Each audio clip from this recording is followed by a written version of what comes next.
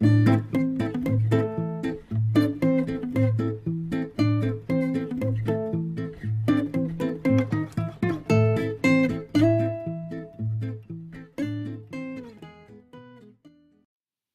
partie de ce chapitre, volume et contenance.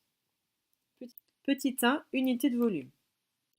L'unité de volume la plus souvent utilisée est le mètre cube, noté M avec un petit 3 en exposant. En fait, 1 mètre cube, c'est le volume d'un cube, de côté 1 mètre. Les autres unités les plus souvent utilisées sont le décimètre cube, le centimètre cube et le millimètre cube. Voyons la relation entre les unités de mesure. Donc voici un cube de 1 mètre de côté.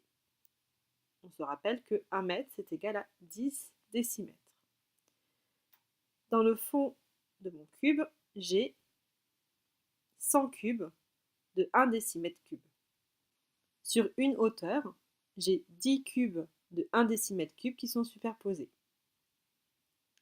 Donc finalement, je vais avoir 100 cubes de 1 décimètre cube multiplié par 10, soit 1000 cubes de 1 décimètre cube dans 1 mètre cube. Je peux donc écrire que 1 mètre cube est égal à 1000 décimètres cubes. Et de façon générale, chaque unité de volume est 1000 fois plus grande que celle immédiatement inférieure. Donc par exemple, 1 décimètre cube, c'est égal à 1000 centimètres cubes. Et 1 centimètre cube, c'est égal à 1000 millimètres cubes. Voyons maintenant le lien avec les unités de contenance. L'unité de contenance la plus souvent utilisée est le litre, noté L, et aussi toutes les dérivées du litre, centilitres, décilitres, millilitres, décalitres, hectolitres, etc.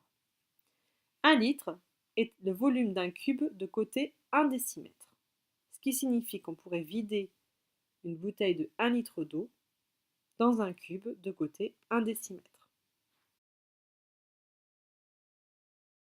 Ainsi, 1 litre est égal à 1 décimètre cube.